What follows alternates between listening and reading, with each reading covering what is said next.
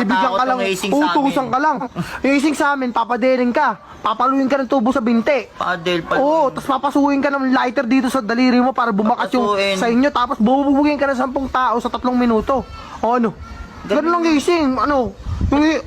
Sabi na eh, yung grupo nyo mababa lang yung gising kaya mabilis Parang makapasok. iba yung acing namin. O ano gising nyo? Ang ginawa kasi sa akin, tinakpan yung mata ko. Ayun nga, gisingin ka, tatakpan yung mata mo.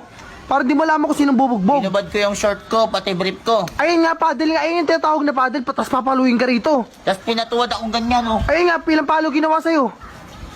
Paano ba yung hate? Paano ba yung gagawin doon? Oo, papadiling ka, papaluin ka ng tubo, tapos por dos. Aray, iba yung ginawa sa Ano akin. ginawa sa'yo?